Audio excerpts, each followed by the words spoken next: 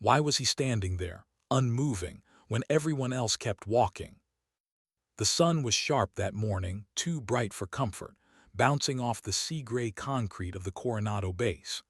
Wind cut through the flags along the Memorial Plaza, and the air smelled of salt and oil, the scent of a Navy that never slept. Lieutenant Kara Thorne had been up since 400, boots polished, jaw tight, heart drumming beneath her uniform. The promotion ceremony wasn't until 900, but she'd been restless, as if sleep was an enemy she couldn't fight. Her first command posting, SEAL Support Unit, Intel and Ops Coordination. The brass had called her a rising asset. She preferred finally useful. Her father, Admiral Thorne, wouldn't be attending. He never did. Earn your rank on your own, he told her once, his voice like gravel on a radio line. She had, or thought she had. But that morning, as she walked across the Memorial Plaza, she saw him.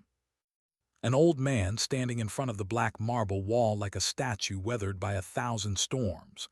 He wore a gray windbreaker, faded jeans, shoes that had lost their shape. His hair was silver white, more air than substance. But what caught her, what froze her mid-step, was the way he stood. Straight, balanced, a soldier's stance. Her mind immediately began to categorize. Civilian, unauthorized, breach of security perimeter, probably a retired local who'd wandered in. She glanced at her watch, 8:35. The ceremony team would be setting up soon. Cameras, speeches, VIPs. The last thing she needed was a confused old man loitering where he shouldn't. She started walking toward him. "Sir," she called out, no response. "Sir, this area is restricted. I'll have to ask you to move back toward the visitor gate."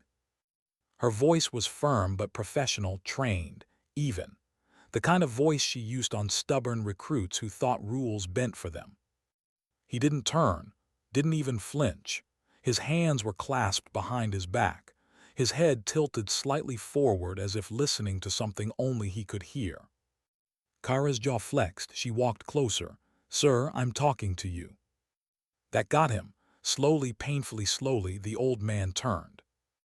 And when he did, Kara's voice almost caught in her throat. His eyes, pale blue, clouded but alive, locked on hers with a steadiness that felt unnatural. Not threatening, not lost, just still, like water before a storm. "I heard you, Lieutenant," he said. The rasp in his voice was quiet, yet it carried. For a moment she forgot to breathe. He said her rank without seeing it, the insignia barely visible under her folded arms. Coincidence, she told herself. Lucky guess. "Well," she said, clearing her throat. "Then I'll repeat, this area is for active personnel. The memorial closed for prep. You'll have to move to the—" "I'll only be a minute," he said, turning back to the wall. His hand rose, trembling, fingertips brushing against one of the names etched into the black stone.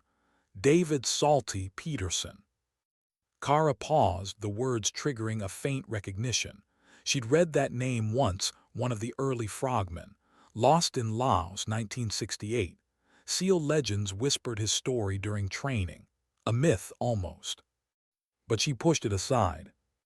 "Sir," she said again, trying to keep the edge out of her tone, "you can't." He didn't move.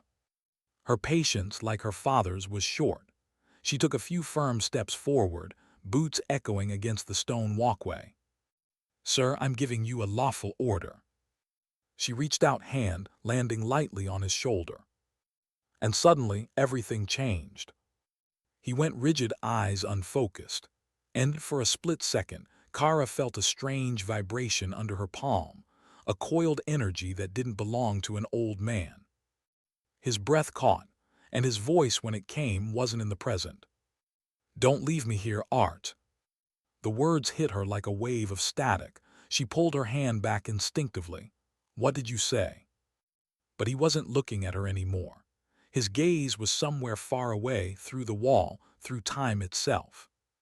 Then, like a film reel snapping, he blinked and looked back at her. "Forgive me," he murmured. "Old memories." Kara swallowed. Something about him felt off, but not dangerous. Just heavy, like he carried the air of a man who'd seen too much and spoken too little for far too long. She tried again, softer this time. "You a veteran?" "I was," he said simply. "Branch?" He smiled faintly. "One that used to exist." Kara frowned. "Used to?" He didn't answer. A group of sailors had started gathering by the plaza entrance, watching. Some of them chuckled quietly. She caught one whispering, "LT giving Grandpa a hard time." The heat rose to her face. She wasn't going to look weak, not in front of them. "Sir," she said sharply, stepping closer again, "you need to leave now." Still nothing. His gaze had drifted back to the wall, his lips moving silently, a prayer maybe. Kara's frustration flared. She had worked too hard to get here, years of proving herself in a world that didn't easily forgive mistakes, especially not from women in uniform. She wasn't about to let some silent stranger make her look foolish in front of her team. She reached up again, this time gripping his shoulder a little firmer. "Sir, I'm not going to ask again." He turned his head slightly, eyes calm as the sea. "And I'm not refusing you, Lieutenant," he said softly, "just finishing something." Something about his tone, not defiant, but immovable, unnerved her. She'd heard that voice before, in briefings and combat footage, the quiet confidence of people who'd been in hell and made peace with it. Still, she couldn't back down. Her gaze dropped to his collar, a small, faded silver pin. The outline of a bird, wings spread. Old, worn, almost rubbed smooth. Not standard issue. "What's that?" she asked. He looked down, thumb brushing over it. "An old friend," he said. "You get that at a thrift store or something," she said, forcing a smirk. "Doesn't look like anything in our current regs." A few of the nearby sailors snickered. The old man didn't react. He just stared at her or through her, and for a long moment it was unbearable. Then he said quietly, "You sound like someone I used to be." Kara's smirk faltered. "What's that supposed to mean?" He didn't answer. He just kept looking at the wall, his hand still tracing that one name, Salty Peterson. The silence stretched. Even the gulls above seemed to hush. Finally she exhaled. "Fine, humor me then. What was your call sign?" she asked, with a half-laugh meant to reclaim control. "Every operator's got one, right? Let's hear it, Grandpa." The chuckles behind her grew louder. She didn't like that sound, but it was better than them seeing her rattled. He turned then, fully this time, and met her eyes. The air seemed to tighten. His expression didn't change, but the weight of it pressed on her chest like the deep ocean. "Silver sky," he said. 2 words. Nothing else. No emphasis, no explanation, just truth. For a moment, Kara almost laughed. It sounded like something out of an old war movie. Then she saw movement from the corner of her eye. At the edge of the plaza, Admiral Reese, base commander, had stopped mid-stride. His aide said something, but Reese didn't respond. He was staring at the old man. Then the Admiral's face went pale. He started walking, running toward them. Kara blinked, confused. "Sir," she called, turning. But Reese brushed right past her, eyes locked on the veteran. "God Almighty," the Admiral whispered. "Silver sky." The old man nodded once. The Admiral's jaw trembled. "Arthur Vance, you're supposed to be dead." Kara froze. The name punched through her like a shockwave, Arthur Vance. She'd read it once in a classified footnote buried in sealed doctrine history. A man who'd vanished in Laos, 1968. A ghost story instructors used to tell in training. Silver Sky, they called him, a one-man recon unit who could walk between the raindrops. But he was a myth, a legend, not real. Until now. Her stomach dropped, the laughter from behind her died. The Admiral's voice cracked with emotion. "We thought you were gone. My God, sir, we thought you all were." The old man smiled faintly. "Reports said so. That was the idea." Kara took an involuntary step back. The air between them, between the legend and her, felt electric. And then came the realization. She had mocked him. Every word she'd said, every arrogant order echoed in her mind like ricochets. Her mouth went dry, her throat tightened. The Admiral turned slowly toward her. His expression was unreadable, cold. Then quietly he said, "Lieutenant Thorne, do you have any idea who you just put your hands on?" She didn't, not really. Only that for the first time in her life, the stars on her father's shoulder, the medals, the long shadow of expectation, none of it mattered. She felt smaller than she ever had. The old man, Arthur Vance, Silver Sky, turned to her, his face kind, almost pitying. "It's all right," he said gently. "We were all young once. We all forget what silence costs." And before she could answer, before she could apologize or even breathe, the Admiral stepped aside, and the crowd, the same sailors who'd laughed moments ago, stood in reverent silence.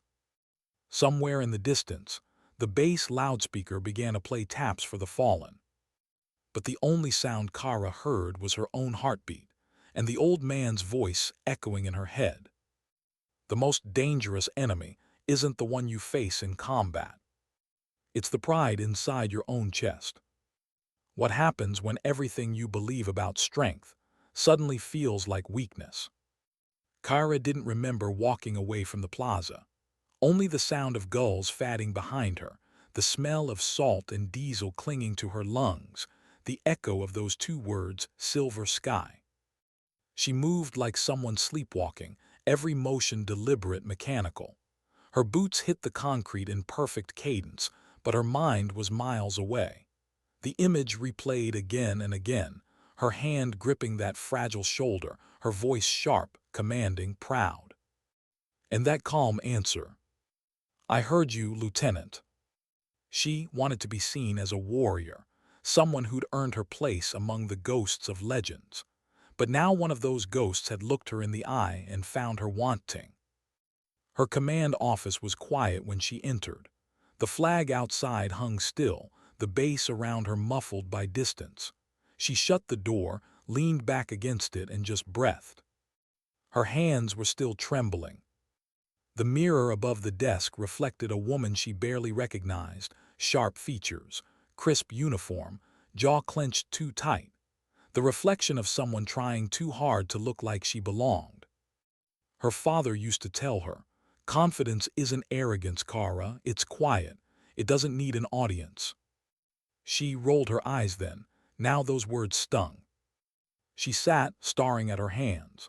The same hands that had touched a ghost, that had disrespected something sacred without even knowing it. A knock broke the silence. "Lieutenant Thorne."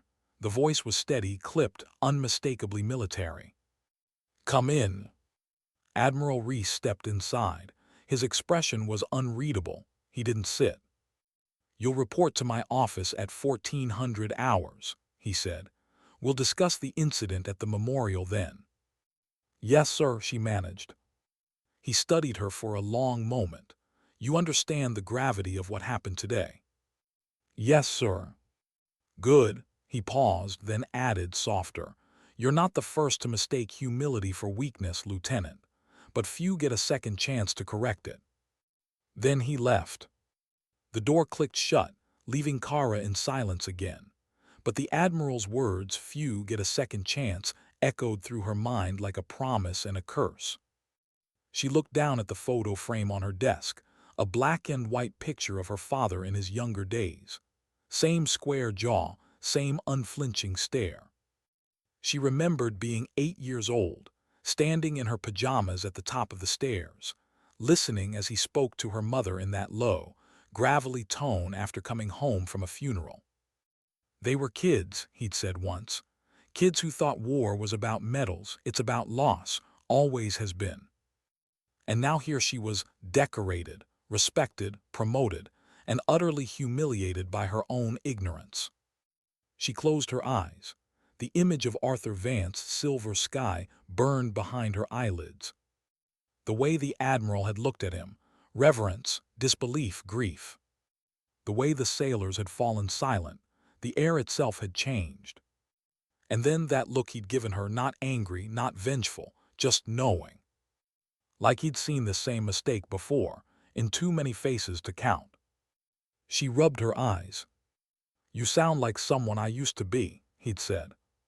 What had he meant by that?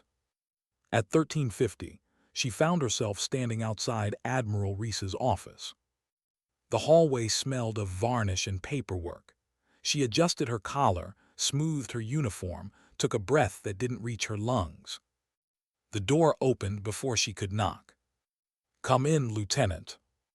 He was behind his desk reading a file. He didn't look up immediately. When he did, his gaze was sharp but not unkind. "Sit." She did. The chair felt harder than she remembered. "Do you know who Arthur Vance is?" he asked. Kara hesitated. "I do now, sir. I read about him during training, just not enough." He nodded slowly. "Most don't. That's how he wanted it. His unit didn't exist on paper. Maritime Studies Group before the SEALs were even official. They went where no one else would, did what no one else could. Vance wasn't a man, he was a shadow.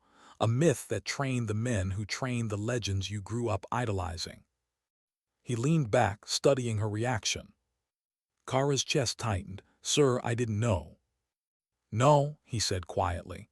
"You didn't. And you're not alone. Most of the men and women here think history started the day they graduated Bud S, but the truth is this place, this community, it was built on ghosts like him." He paused, then added, "Do you know why he was here today?" Kara shook her head. Reese's voice softened, losing its command edge. "His grandson's name is on that wall, SEAL Team 6, Extortion 17. Kara froze. The name hit her like a blow. She'd memorized that tragedy. Everyone in the Navy had. 2011, a helicopter shot down, 38 souls lost. Among them, some of the finest warriors to ever wear the trident. "He just wanted to stand near the name," Reese said. "That's all, to be near him for a moment." Kara looked down at her hands. Shame burned through her like fire. "I disrespected him." Reese didn't answer immediately. Then quietly, "You did, but that's not what matters now." She looked up, confused. "What matters," he continued, "is what you learn from it." He stood, moving to the window. "You're good, Kara. You've got your father's fire, but fire doesn't build, it burns. And arrogance," he glanced back at her. "That's the kind of flame that consumes everything, including the people who light it." Kara wanted to speak, to explain, but there was nothing to say. Every defense she might have used sounded hollow now. Reese returned to his desk. "Vance isn't interested in medals or apologies. You'll learn that soon enough. He'll be staying on base tonight. Admiral Hayes asked me to see to it personally. The man deserves that much." He paused, then added, "He asked for you." Kara blinked. "Sir." "He wants to speak to you. Said it wasn't about the incident, said it was unfinished business." Her throat went dry. "When?" Reese looked at his watch. "Now." The infirmary wing was quiet by evening. The sun had turned the horizon blood orange, and the light filtered through the blinds in bars that looked like prison shadows. Arthur Vance sat by the window, his gray windbreaker draped over the chair beside him, a mug of coffee cooling on the table. His posture was perfect, not rigid, but composed, like someone who'd learned stillness as a survival skill. Kara hesitated in the doorway. "Sir." He turned his head slightly, that same calm expression softening when he saw her. "Lieutenant Thorne," he said, nodding, "come in." She approached slowly, standing at attention. "Sir, I wanted to." He raised a hand gently. "No need, I didn't ask you here for that."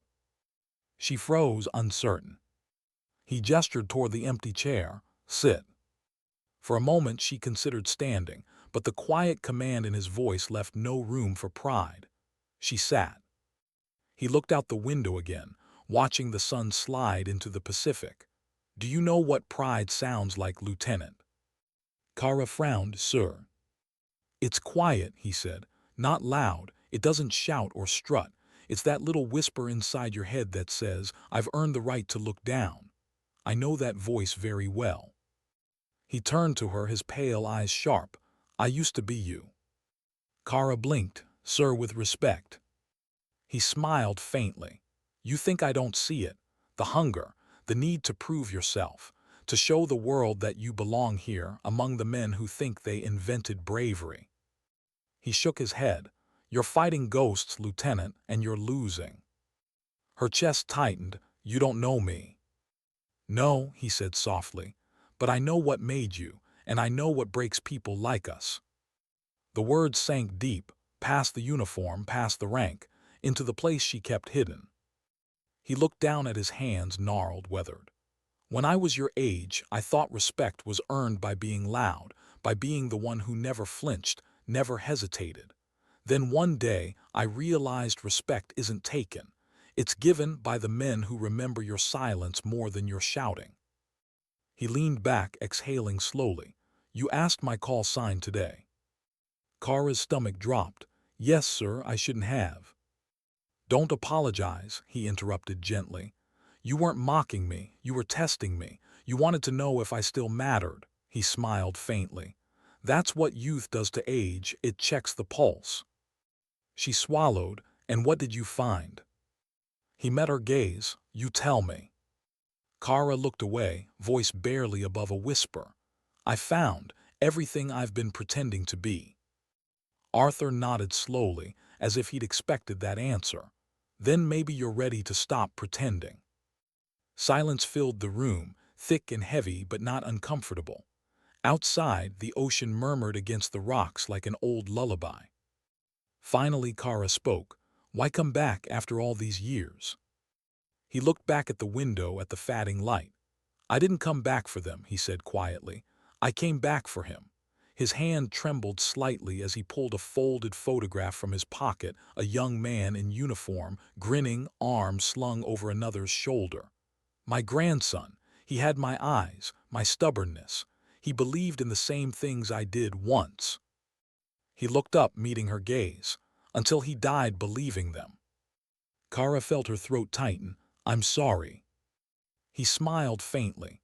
Don't be. He died as he lived, brave, loyal, proud. But pride has a cost, Lieutenant. That's what they don't tell you in training. Pride buries men. It buries legacies. He slid the photo back into his pocket. Don't let it bury you. She sat there, silent, the weight of his words pressing against her chest until it hurt to breathe. Then he said something she didn't expect. You remind me of her. Her? My wife, he said, smiling faintly. The only one who could ever outstare a storm.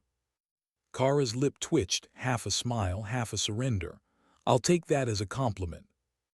It is, he said softly. She taught me that dignity doesn't always speak. Sometimes it simply stands its ground.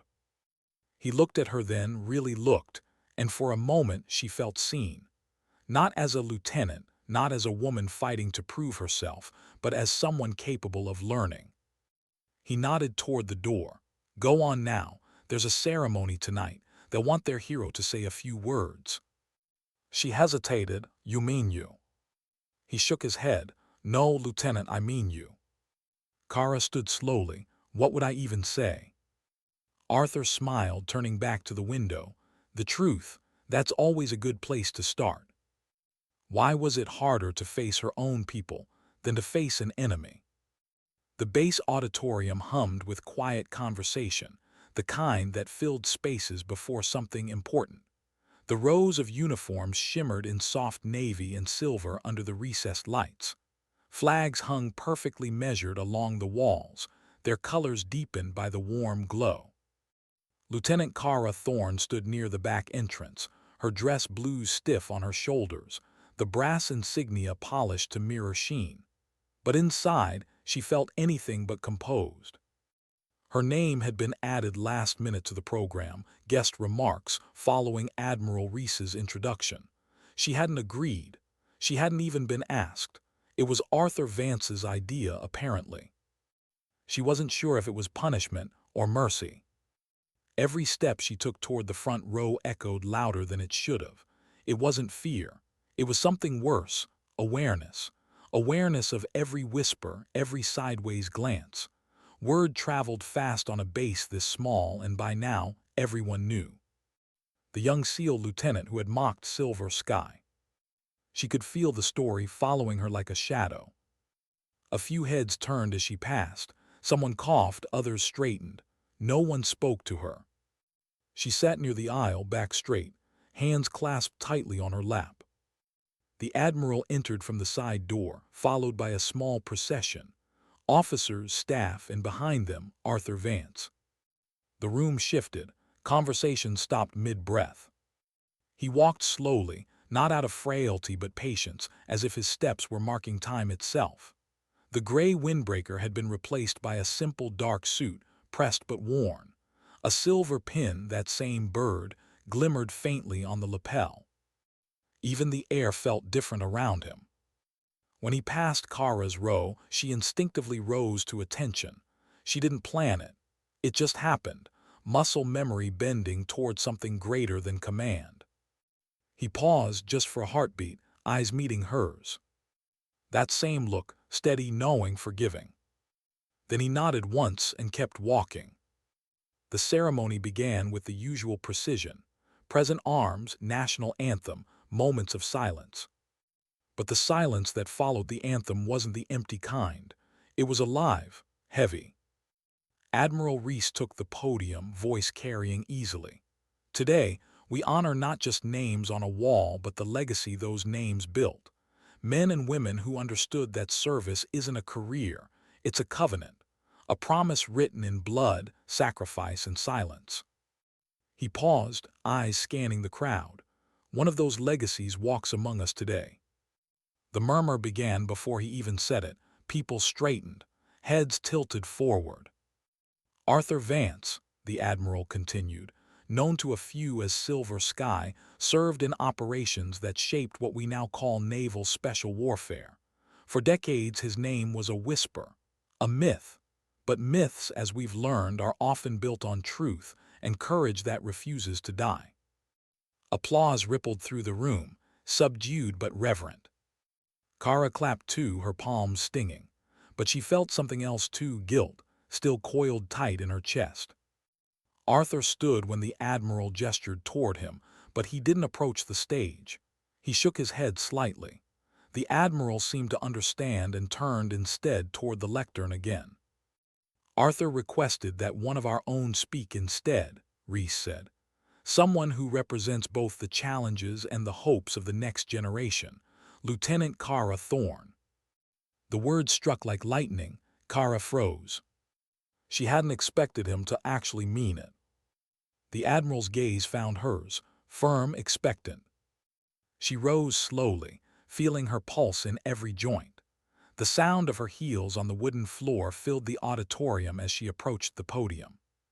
She didn't look at the crowd. Not yet. She looked at Arthur. He sat quietly, hands folded in his lap, eyes fixed on her. Calm, inviting, no judgment, just presence. Kara took a breath. It came out shaky. She steadied the microphone, her fingers trembling once before she gripped the sides. "I wasn't prepared for this," she began. Her voice was clear but small, almost lost in the stillness. And maybe that's how it should be. She looked out across the sea of faces, officers, sailors, civilians, veterans, all waiting. "This morning I made a mistake," she said. "Not a tactical one, not something a training manual can fix. I made the kind of mistake that starts quietly, too much pride, too little perspective. The kind that grows until it blinds you." A murmur, someone shifted in their seat, but she pressed on. "I saw a man standing where I thought he didn't belong. I assumed I knew more, that I'd earned the right to tell him to move. I forgot that sometimes the ground we stand on was paid for by people who never asked for credit." She paused. The air was thick. Every word seemed to echo longer than it should. "I asked him what his call sign was," she said softly. "I thought it was funny." A few heads bowed, others looked away. "But he answered," Kara continued, her voice trembling now. "Two words, Silver Sky. I didn't understand them, not then, but I do now." She looked toward Arthur. His expression hadn't changed. "I learned today that real warriors don't need to remind you who they are. They don't need medals or rank to be remembered. Their existence alone, quiet, steadfast, unseen, is the reminder." Her throat tightened. She blinked against the sting in her eyes. "I've spent my career trying to prove that I belong, that I can stand shoulder to shoulder with men whose stories built this place. But I forgot something." She looked down, her reflection in the polished podium surface a blurred silhouette. "I forgot that strength isn't about who speaks loudest. Sometimes it's about who listens." She inhaled deeply, her voice steadying. "I disrespected a man who once carried this country's burdens in silence, and instead of anger he offered grace." Her gaze found Arthur again. He smiled faintly, and that nearly broke her. "I don't deserve to stand in his shadow," she said, "but I'll spend the rest of my life trying to honor what it means to earn his forgiveness." For a long moment, no one moved. Then slowly the Admiral began to clap. It wasn't the crisp, ceremonial applause of protocol. It was something quieter, genuine. One by one, others joined in. Kara didn't look at them. She couldn't. She only looked at Arthur, who nodded once as if to say, "You found it." After the ceremony, the crowd spilled into the hallway, voices hushed, respectful. Kara stood off to the side, her dress blues catching the last golden light from the setting sun filtering through the tall windows.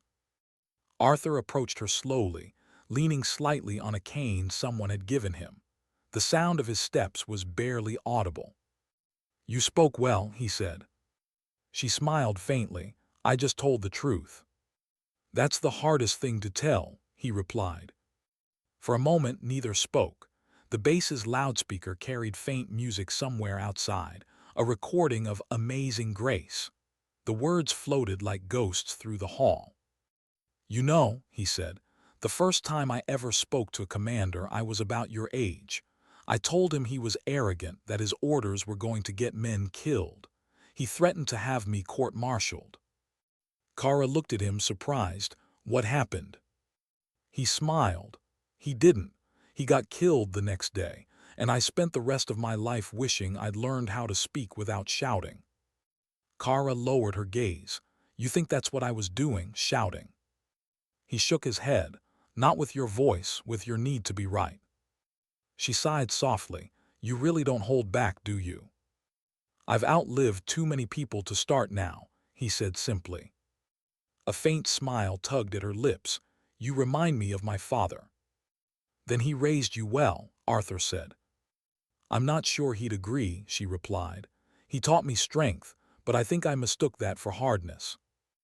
Arthur studied her for a moment, then nodded. "Strength is soft, Lieutenant. Steel breaks when it's too rigid. Water bends, but it endures." The simplicity of it hit her harder than any reprimand. She hesitated, then asked quietly, "What was it like? Laos 1968. He looked past her into the golden light. "Hot, wet, full of ghosts," he said softly, "and filled with boys pretending to be men. We lost good souls there, some died fast, some never stopped dying." His gaze returned to her. "That's why I came here today, not for the ceremony, for the names." Kara nodded. "Your grandson." "Yes," he said, "and the others. Every one of them carried something forward. My generation failed to teach them humility. Yours has a chance to remember it." Kara swallowed hard. "You think that's still possible?" He smiled faintly. "Anything's possible, you're proof of that." She wanted to say thank you, but the words didn't seem enough. Instead, she said, "You're leaving tomorrow." He nodded. "Just visiting an old mechanic in town. He owes me a beer, 50 years late." That made her laugh softly. "You'll collect it, I hope." "I always do." He turned to leave but paused, his hand resting on the cane. "Lieutenant," he said without turning back. "Yes, sir." "When someone asks your call sign one day," he looked over his shoulder, his eyes glinting with something like warmth, "make sure it means something worth whispering." And then he walked away. The light from the window framed him as he disappeared into the corridor, gray, quiet, steady. Kara stood there long after he was gone, watching the light fade, feeling something settle inside her chest that hadn't been there before. Not guilt, not pride, peace. And in that silence, she finally understood. Respect isn't owed by rank. It's earned in the way you carry what you've seen. She whispered the words under her breath, a vow more than a prayer. Dignity doesn't speak, it simply acts. What do you do after a moment changes everything you thought you were? 3 weeks had passed since the ceremony. 3 weeks since she'd watched Arthur Vance disappear into a sea of uniforms and silence. Kara Thorne had returned to her duties, training rotations, mission briefings, logistics oversight. On paper, everything was the same. Her file still read Lieutenant, SEAL Support Command. Her record was clean. Her promotion stood. But something inside her had shifted. She spoke less, listened more. And when she did speak, people listened differently. It wasn't authority, it was presence. Something in her had grown still, like Arthur. Her team noticed. LT's gone zen, Chief Morales joked one morning during weapons inspection. Kara smiled faintly but didn't respond. She knew what he meant. The temper that once flared like dry powder was gone, replaced by a calm that made some of the younger operators uneasy. They didn't understand yet. She hadn't either, not really. Until that afternoon. The training range was loud, gunfire, shouting, the metallic rhythm of spent shells hitting gravel. Kara stood at the observation line, arms folded, eyes on her squad of recruits. One of them, a young corporal named Jensen, was showing off again. Cocky, skilled, too confident for his own good. She saw it in the way he squared his stance, the flourish when he reloaded, the unnecessary jokes between shots. He reminded her of herself. "Jensen," she called out. He turned, smirking. "Ma'am." "Targets aren't impressed," she said coolly. "Neither am I." The squad laughed softly, but Jensen just grinned. "Permission to prove you wrong, ma'am." "Denied," she replied flatly. "Just hit your mark." He turned back, firing 3 perfect shots, all center mass. "Show off." But Kara didn't look at the targets. She looked at his breathing too shallow, his elbows too stiff, his head too high. Pride always lifted the chin. When the session ended, she dismissed the squad but motioned for Jensen to stay behind. He jogged over, helmet tucked under one arm. "Something wrong, Lieutenant?" "Yeah," she said, nodding toward the targets.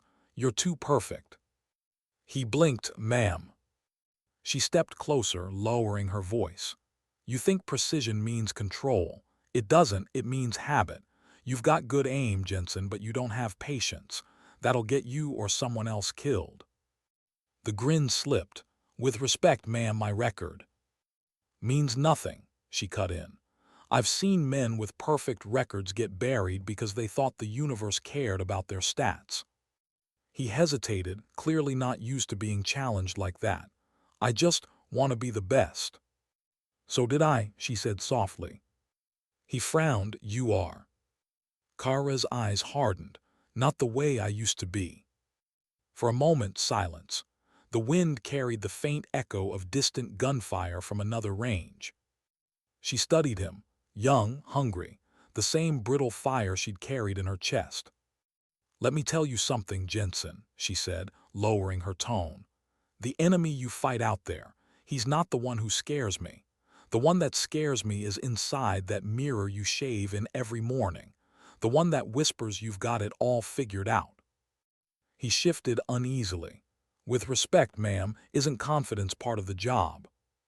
"It is," she said, "until it blinds you."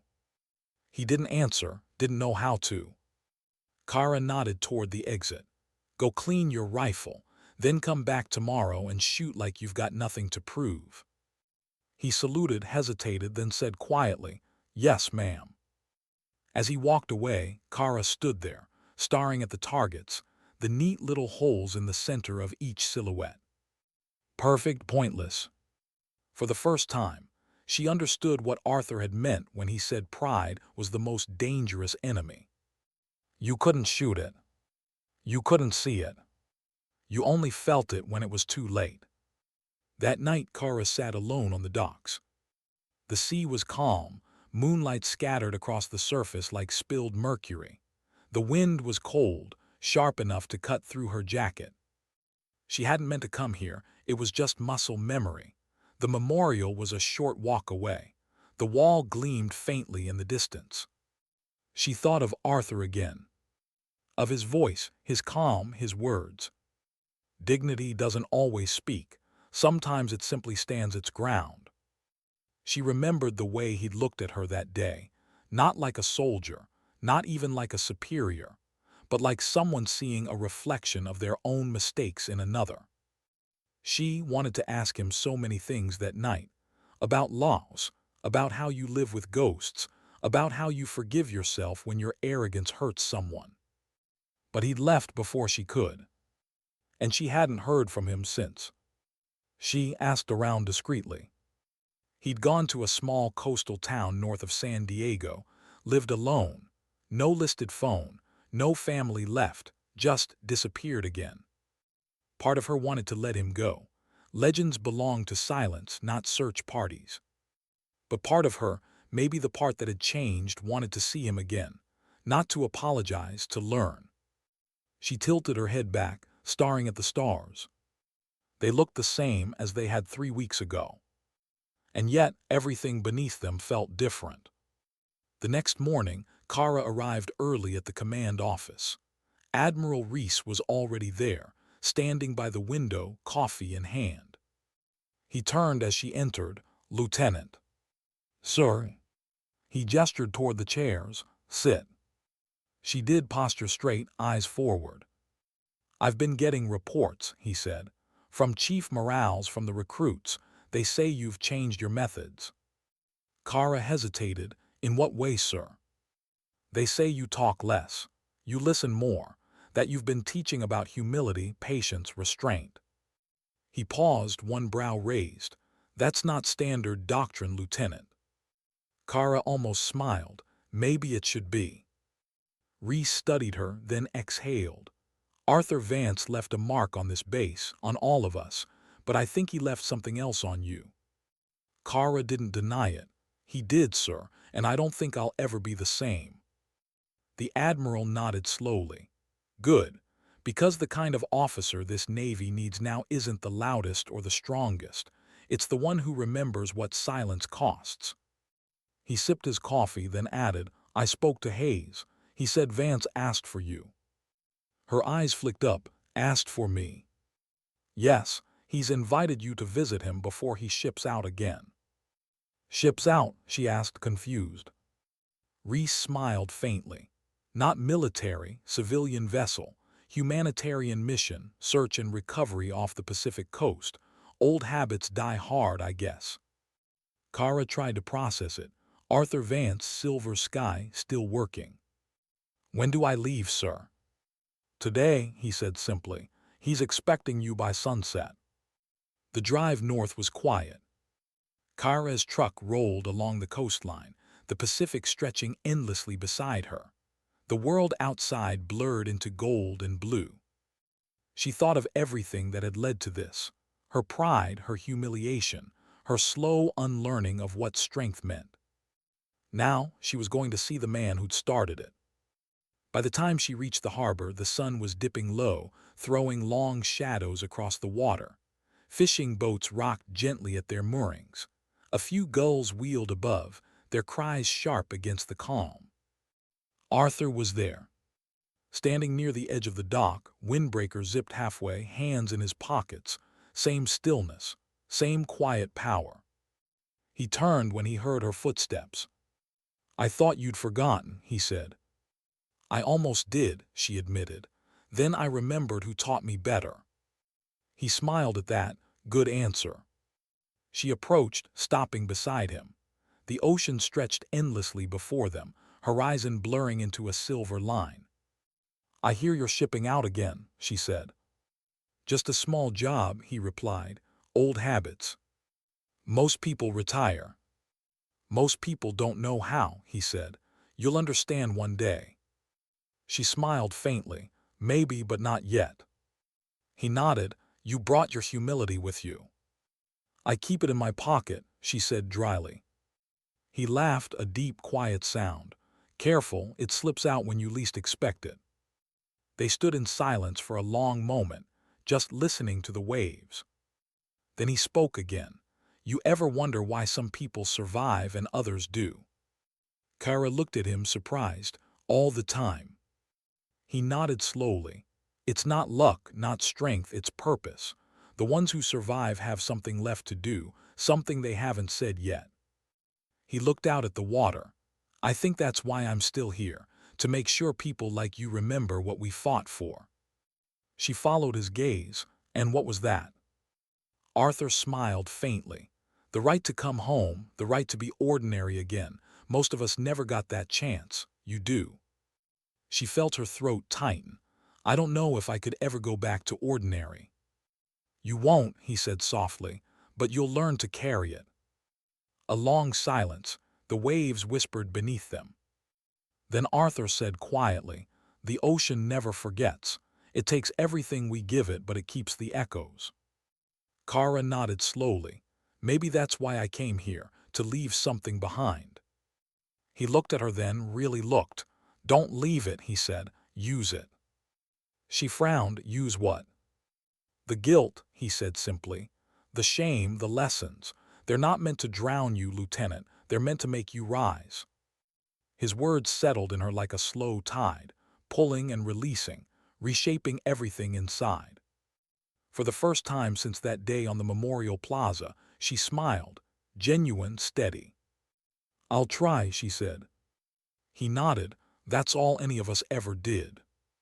The sun slipped below the horizon, and the sky turned to silver. Fitting. Why did it feel like calm always came before the storm? The morning they left port was unnaturally still.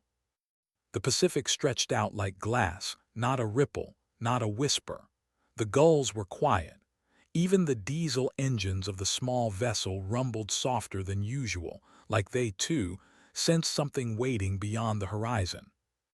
Kara stood at the bow, wind pulling strands of hair loose from her braid. She wore light tactical gear, not military issue, but close enough to feel familiar. Old habits were hard to let go. Below deck, volunteers from the Maritime Recovery Group moved between crates of supplies, med kits, sonar equipment, old charts. On paper, the mission was simple: locate the wreckage of a small civilian trawler lost 3 months ago. Bring closure to the families. Nothing dangerous, nothing secret.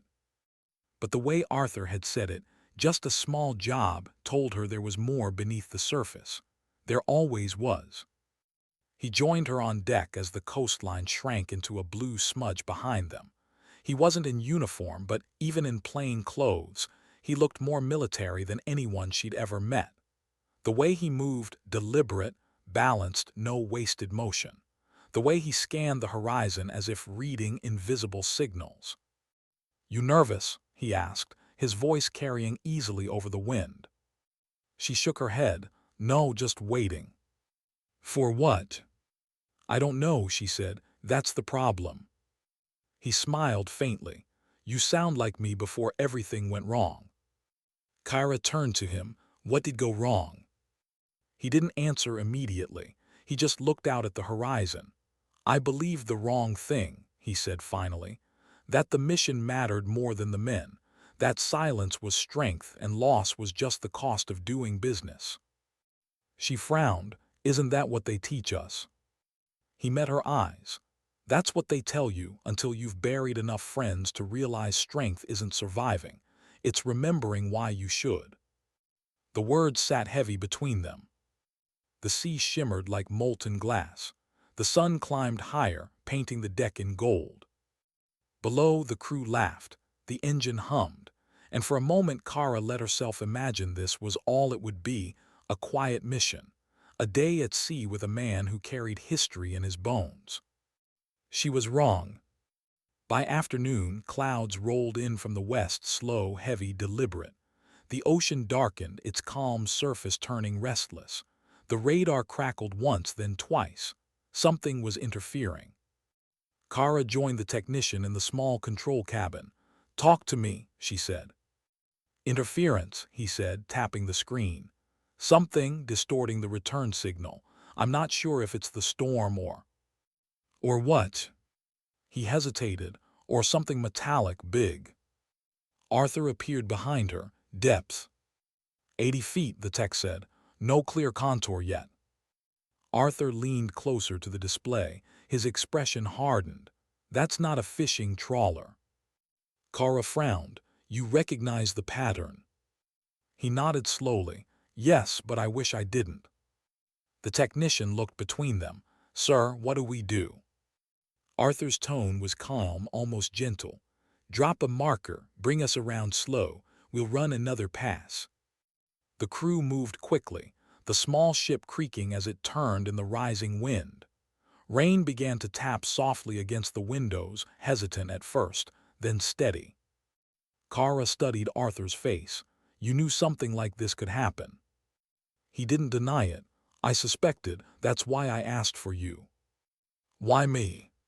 He smiled faintly. "Because you don't flinch anymore." Kara's jaw tightened. "That's not true." He turned to her. "Then prove it." They reached the coordinates again. This time the sonar painted a clearer image, long, angular, unnatural. Too large to be a trawler, too symmetrical to be a natural formation. The tech whistled softly. "What the hell is that?" Arthur stared at the monitor. "Something that should have stayed buried." He turned toward Kara. "Get your gear." "What are we doing?" He smiled without humor. "Finishing something I started 57 years ago." The dive wasn't supposed to happen. Not officially. The recovery team's paperwork didn't include it. But when Arthur Vance said, "Suit up," no one questioned him, not even Kara, though every instinct told her this was no ordinary search. The water was cold, sharp enough to burn through her wetsuit. Visibility was poor. The currents twisted like restless hands. But through the silt and shadow, something enormous emerged, steel bones wrapped in coral and darkness. It wasn't a trawler, it was older, military. A wreck from another era. Her flashlight swept across faded letters on the hull. What she saw made her stomach drop. MSG-1. Maritime Studies Group. Arthur's unit. She turned to him underwater, but his eyes were already on the wreck. She saw something pass over his face, not fear, not awe, recognition. He motioned forward, descending toward the ruptured midsection. Kara followed, her heart hammering against the regulator. Inside the torn hull, she saw it, a compartment sealed off by rusted doors, half swallowed by sand. He knelt, brushing the silt aside, revealing a faint emblem. The same silver bird from his pin. He looked at it for a long time, his hand resting on the metal, as if greeting an old friend. Then he pulled a small, waterproof capsule from his pocket and wedged it inside a crack in the hull. Kara tapped his shoulder, signaling, "What is that?" He just shook his head, then motioned up. They ascended slowly, the surface rippling above them like broken glass. The storm had worsened, waves high, wind fierce. The moment they surfaced, Kara ripped off her mask. "What the hell was that, Arthur?" He pulled his regulator free, breathing hard but steady. "A grave," he said, "and a message." She grabbed the side ladder as the boat pitched violently. "What kind of message?" He looked up at the storm, rain cutting across his face. "One that says we remember." Back aboard, the crew scrambled to secure equipment as thunder rolled across the sea. Kara and Arthur stripped off their gear in the cramped cabin, soaked and shivering. "Arthur," she said, gripping the counter for balance, "you need to tell me what that was." He looked at her for a long moment. Then he said quietly, "The first MSG mission. We were ghosts before ghosts had names. Our orders were to observe, report, disappear. We did all three. But when it went wrong, command buried the wreck, called it lost at sea. He sat down slowly, his breathing uneven. The capsule I left, it's the names, the real ones, the men they erased. Kara stared at him. You've been carrying that all this time. He nodded, 57 years. And you never told anyone. He smiled faintly. Who would listen? Kara swallowed hard. You think anyone will find it? That's not the point, he said. The sea keeps its secrets. I just wanted it to know we hadn't forgotten. For a while neither spoke. The storm howled outside. The hull groaned under the force of the waves. Then Kara noticed his hands. They were trembling. Arthur, she said softly, kneeling beside him, you're shaking. He laughed quietly. You tried diving at 85. She frowned. You shouldn't have gone down there. He met her eyes. Would you have stopped me? She didn't answer, because they both knew the truth. By nightfall, the storm had worsened. The ship rocked violently, every crash of thunder making the deck vibrate. The power flickered once, then steadied. Kara and Arthur sat near the navigation console, the crew below securing lines and cargo.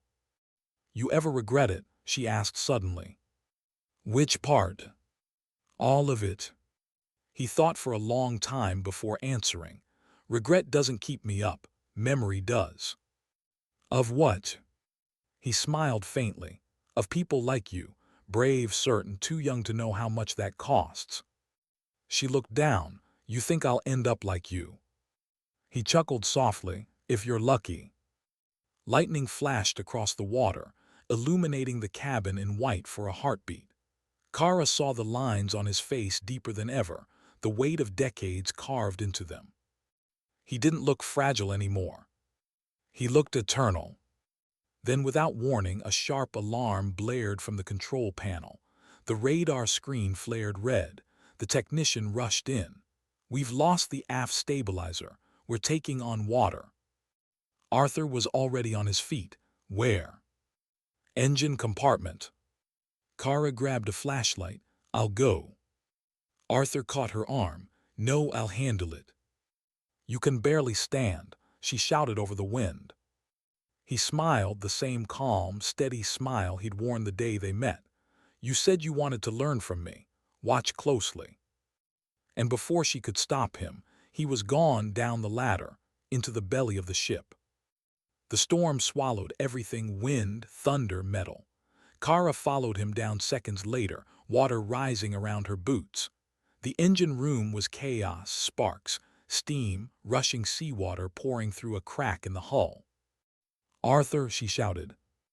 He was already there, wrench in hand, tightening a release valve, trying to reroute the pressure. His movements were fast, precise, impossibly strong for a man his age. Shut the power, he yelled. She hit the switch. The lights flickered, then died. Only her flashlight beam cut through the darkness. He looked back once, eyes meeting hers through the chaos. Go. I'm not leaving you. You don't get to decide that. A loud crack split the air, the hull groaned again, metal shrieking. Arthur slammed the valve closed, forcing the pressure to release through a secondary pipe. The water slowed, but the strain on the system was too much. He stumbled, catching himself on the console. Kara rushed forward, grabbing his arm. Arthur. He smiled faintly. That's better, call me Silver Sky. Then the floor gave way beneath them. The sound of the ocean roared like a living thing, swallowing steel and light. The ship lurched violently, one side dipping hard into the sea. Kara felt the world tilt, the deck rushing up, the cold swallowing her whole. The last thing she saw before darkness closed in was Arthur Vance, steady, unflinching, standing against the flood, his figure framed by lightning.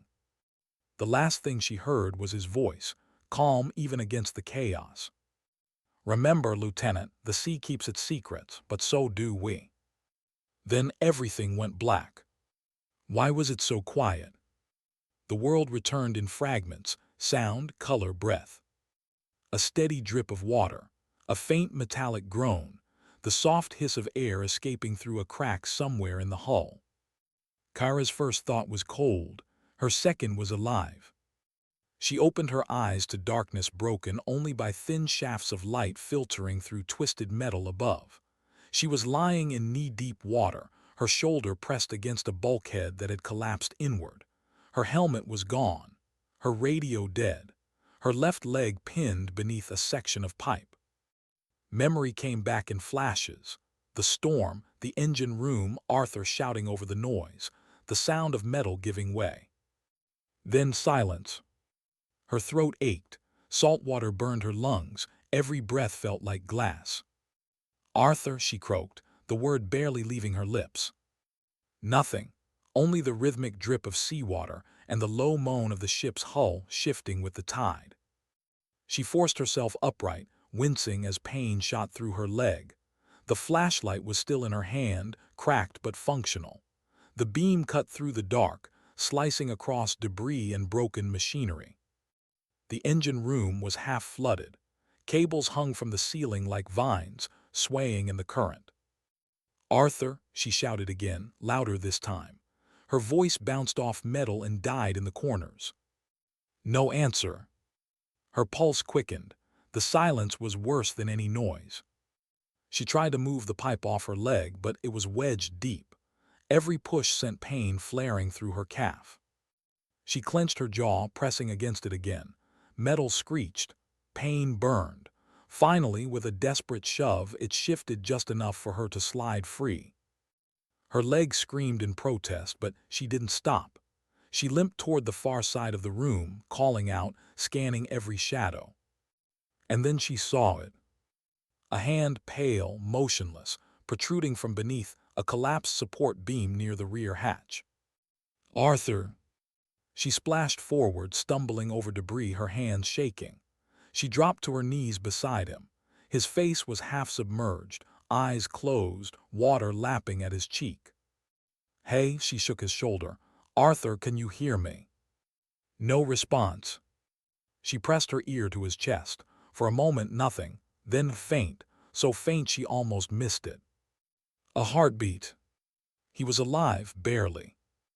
Relief hit her like a wave, followed immediately by fear. The water was rising. "Come on," she whispered, "not like this." She braced herself against the beam, trying to lift it. It didn't budge. Her muscles screamed, every nerve in her arms on fire. She tried again. Nothing. She remembered something he'd said, that quiet night on the docks. The most dangerous enemy isn't out there. It's inside your chest. The one that whispers you've got nothing left. "Not today," she muttered through gritted teeth. "Not you." She repositioned her footing, dug her shoulder beneath the beam, and pushed with everything she had.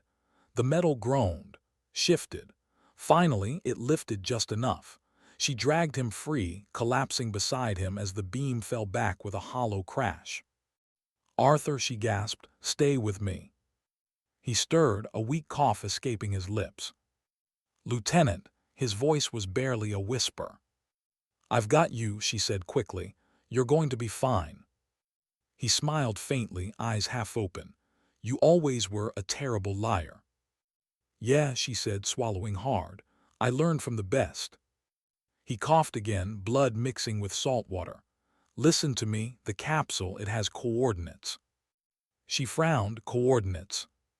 "For them," he said weakly. "For the ones we left behind, you'll know what to do." She shook her head. "Don't talk, we'll get out first." But he gripped her wrist with surprising strength. "Promise me."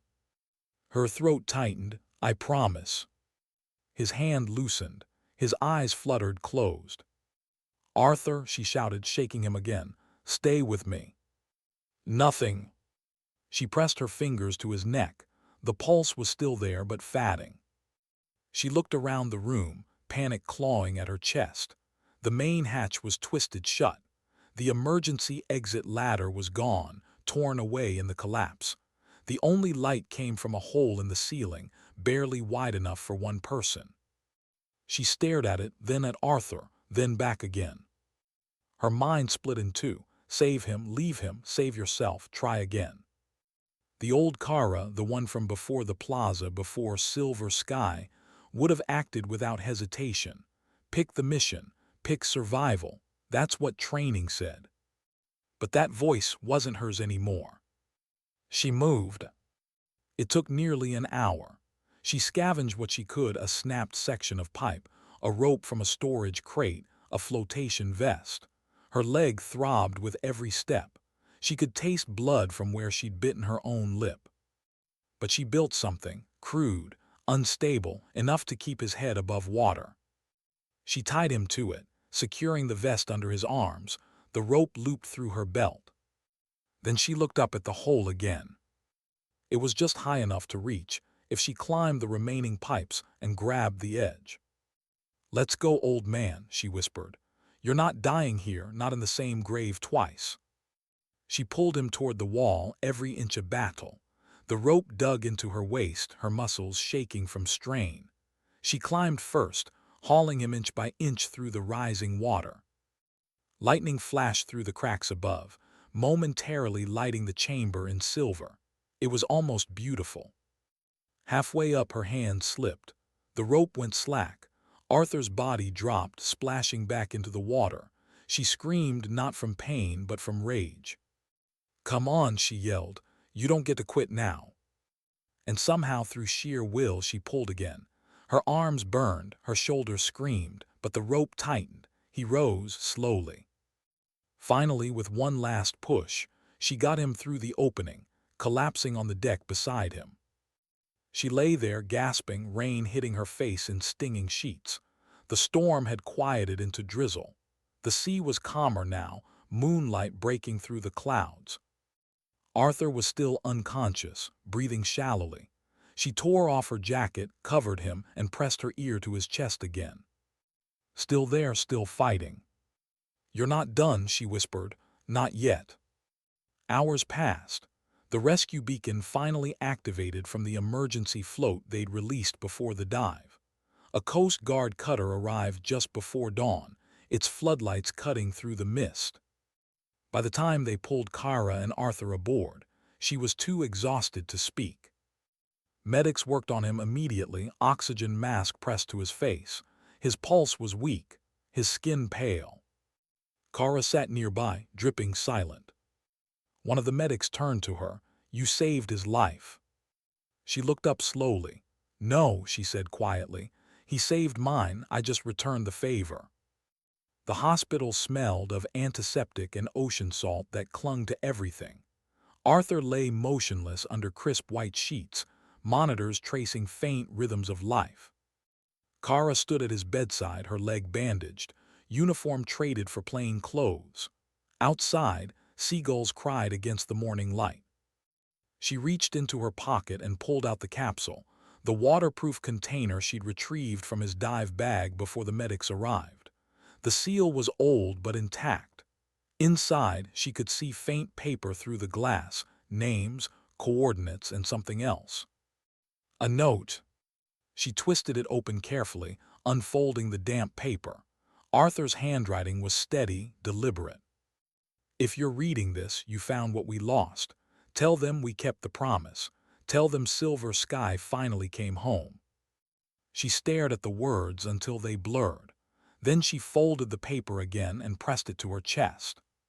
He'd given her a mission, one she didn't yet understand but she'd see through. Because that's what he'd taught her. When the world goes quiet, you act. She looked at him, the rise and fall of his chest barely visible beneath the sheet, and whispered, "You're not going to die like a ghost. I won't let that be your ending." That night Kara couldn't sleep. She walked the hospital corridors, the white floors reflecting her every step. Through the windows, the ocean glimmered under the moonlight, calm again, almost forgiving. But in her mind, she heard his voice. "The sea keeps its secrets, but so do we." Maybe that was the point. Some secrets weren't meant to be buried forever. Some were meant to surface when the world needed to remember. Kara made a silent promise to herself, to Arthur, to every name on that wall of black marble back in Coronado. She'd make sure people remembered. Not the myth, not the legend, the man. because that's what Silver Sky really was, not a ghost or a story, but a lesson carved in quiet defiance. She stood there until the horizon began to glow with first light. Somewhere in the distance, the sea murmured softly against the shore. It almost sounded like him. Why do the dead keep their secrets longer than the living? 2 weeks after the wreck, the Pacific looked calm again, calm enough to make anyone forget what it could do. But Kara Thorne hadn't forgotten. She'd seen the ocean swallow history once. She wasn't about to let it do it again. Arthur Vance was still in a hospital bed at Naval Medical Center San Diego. Stable, the doctors said, breathing on his own. But he hadn't woken. The nurses called it a resting coma. Kara called it unfinished business. She visited every morning before sunrise, coffee in one hand, notebook in the other. She'd sit beside his bed and read to him reports, history logs, letters from families of fallen servicemen she'd found through archives. She didn't know if he heard her. Maybe he didn't need to. She was keeping his silence alive until he could reclaim it himself. But something inside her wouldn't rest. The capsule he'd left her with, those coordinates, they pulled at her like gravity. The file she built wasn't supposed to exist. Officially, it was nothing, an unclassified search log, buried in decades-old microfilm. But Kara had learned the art of reading what wasn't written. She spent hours in the base archives, fluorescent lights buzzing, the air cold and dry as dust. The coordinates pointed to a stretch of coastline near Phan Rang, Vietnam, coastal marshland. No official operations recorded there in 1968. No wrecks, no survivors. But then she found it, a memo declassified by accident. Half the text redacted, the rest brittle from age. MSG-1 compromised.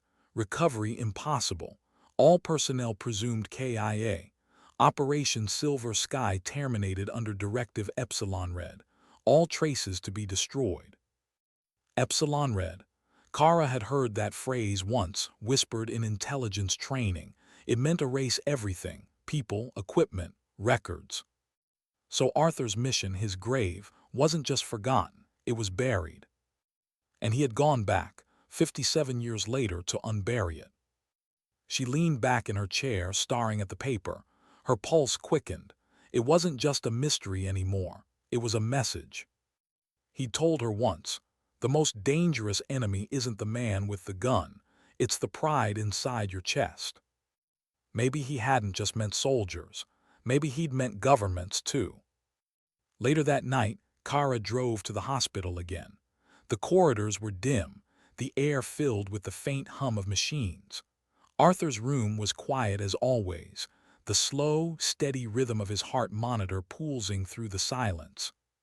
She sat down beside him, the memo still folded in her hand. "You lied to me," she said softly. "Or maybe you just didn't finish the story." She looked at him, the deep lines of his face, the pale light on his skin. "You were never supposed to come back from Laos, were you? They sent you to die there, and when you didn't, they erased you." His chest rose and fell, slow, steady. She leaned closer. "What did they make you do, Arthur?" A whisper of wind moved the curtain near the open window. The scent of salt drifted in. For a moment she could almost imagine him answering. His voice in her memory, calm, precise, haunted. "Every ghost has two sides, the one they bury and the one that remembers." She closed her eyes. The words from his note came back to her. Tell them Silver Sky finally came home. Maybe that wasn't just about a man. Maybe it was about truth. She reached out, resting her hand on his. His skin was warm, fragile. "I'm going to finish it," she whispered. "Whatever you started, I'll finish it, I promise." The next morning, she went to see Admiral Reese. He was in his office, reading reports with the unbothered calm of a man who'd seen too much to be startled by anything. Kara stood at attention until he looked up. "At ease, Lieutenant, you look like hell." "Thank you, sir," she said dryly. "You might want to sit down for this." He set his glasses aside. That bad. She placed the declassified memo on his desk. He read it once, then again, his jaw tightened. Where did you get this? Archives, she said. Public records request. It was misfiled. Misfiled, he repeated flatly. She nodded. Sir, Arthur's mission wasn't just lost, it was deleted. Reese exhaled slowly. I figured as much. There were rumors back in the day, whispered names, but nothing concrete. She stepped closer. He went back to mark the wreck to make sure those names weren't gone forever. He risked his life for it. Reese studied her. And now you're here, why?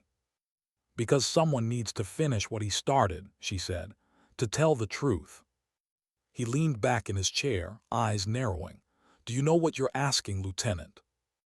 I'm not asking, she said quietly. I'm reporting intent. A long silence stretched between them. Finally, Reese sighed. You're your father's daughter, you know that. Kara smiled faintly. He'd take that as an insult. So do I, Reese said, though there was no anger in his tone, only pride. You'll need authorization, access to the restricted archives at Langley, and a whole lot of luck. Luck never been my strong suit, she said. He nodded. Then you'll fit right in with the ghosts. 3 days later, Kara walked into the Langley archive vault under official pretense, consulting officer for interagency memorial research. Unofficially, she was following the trail Arthur had left. The room was enormous, endless shelves of boxed files, some sealed, others marked for permanent retention. The air smelled of paper and cold metal. She traced the old redacted code Epsilon read through cross-references, scanning mission tags, operator numbers, unlisted units. Most led nowhere, but one label stopped her cold. File 721C, Maritime Studies Group /Silver Sky Loss Operations /1968. Her hands trembled slightly as she lifted the lid. Inside were faded photos, typed reports, and a single cassette tape sealed in plastic. The label read, After Action Log A Vance. She stared at it for a long moment. Then she took it to the listening station, slotted the tape in, and pressed play. The machine crackled. For a few seconds nothing but static. Then a voice, calm, low, deliberate. Arthur's voice. Mission log day 12. Team down to 3. Peterson gone, Lewis missing, supplies gone, command silent. We're ghosts now. Not because we were told to be, because no one remembers us. A pause, the faint sound of rain or maybe gunfire.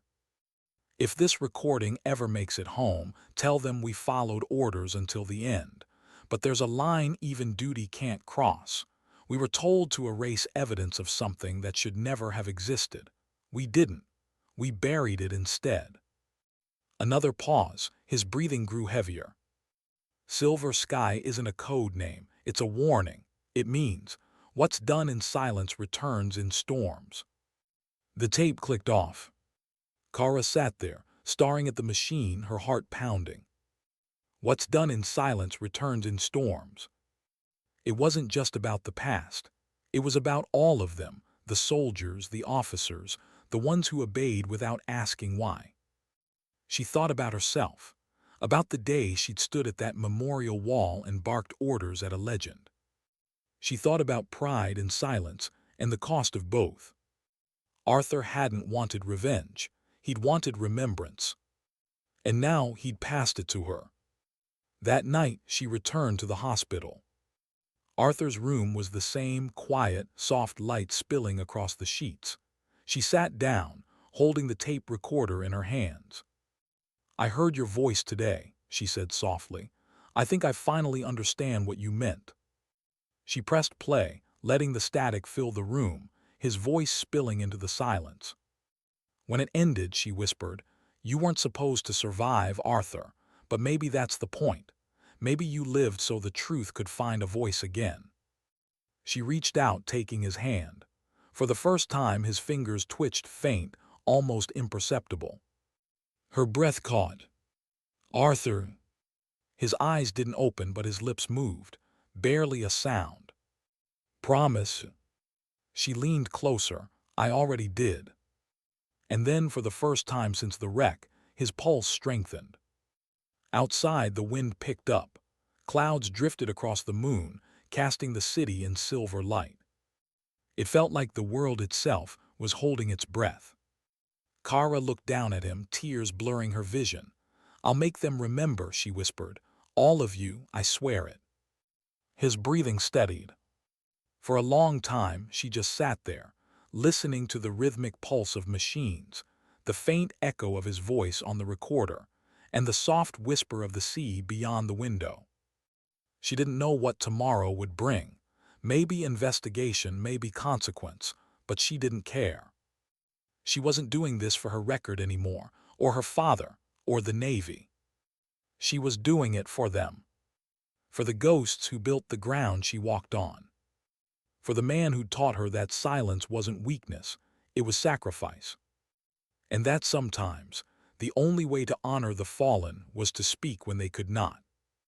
Why does the truth always arrive when it's too late to thank the one who gave it to you? The morning Arthur Vance opened his eyes. The world outside was gray with coastal fog. Kara had fallen asleep in the chair beside his bed, the recorder still in her hand. The tape stopped halfway through his voice. She didn't hear the first sound he made, a soft breath, a rasp that barely stirred the silence.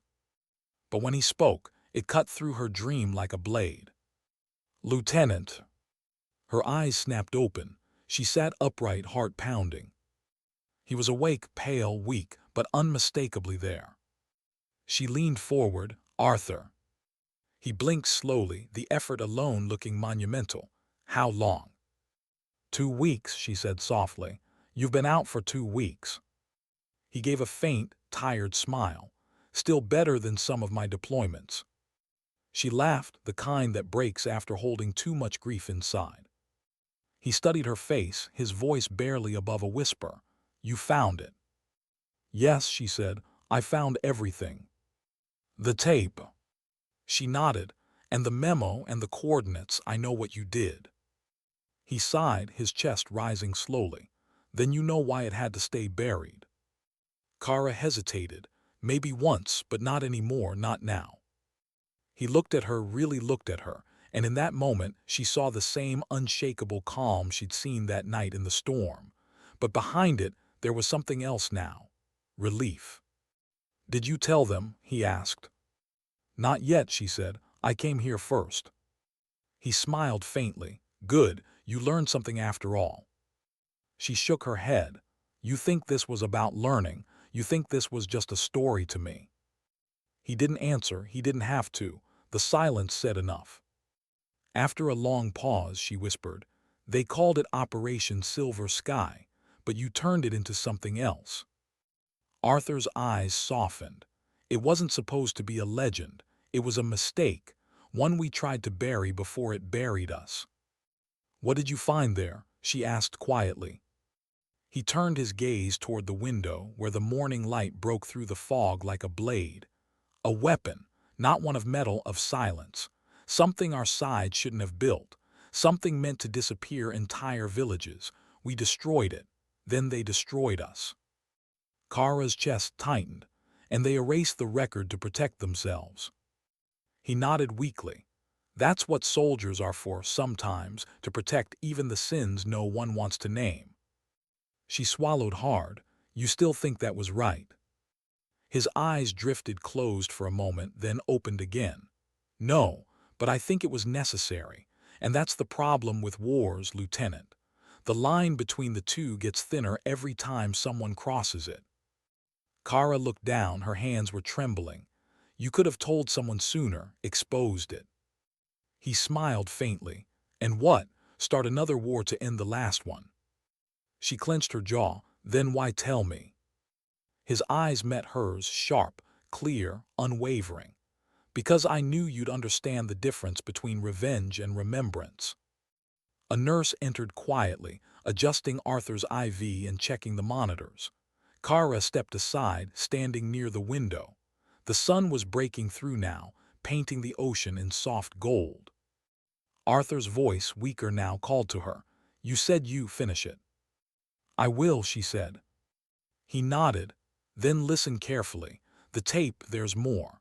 A second recording. It's in my duffel locker 23B at the Coronado dock. It has names. The ones who ordered it and the ones who tried to stop it." Kara frowned. "Why keep it?" "So history could decide what to do with it," he said. "Not men." She hesitated. "You want me to release it?" "No," he said quietly. "I want you to remember it. When the time's right, you'll know what to do." She nodded slowly. "I promise." He smiled. "You always were good at keeping those." The next week was calm. Arthur grew stronger. The doctors called it a miracle. Kara called it unfinished duty.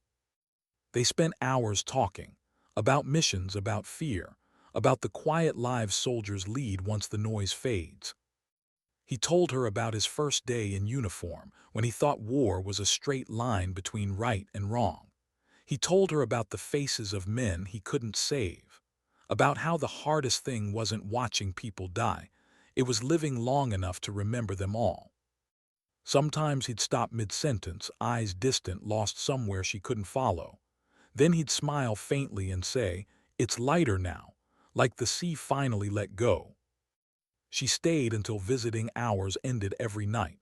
Sometimes she brought coffee, sometimes silence. He never seemed to mind either. One evening, she found his bed empty. Not gone, just made, clean, sheets folded perfectly. The room smelled of disinfectant and salt. Her breath caught. The nurse at the desk saw her face and didn't need to say anything. Kara stood there for a long time, the world narrowing to the space between her heartbeat and the sound of distant waves. Arthur Vance had gone in his sleep, peacefully, quietly, the way he'd lived.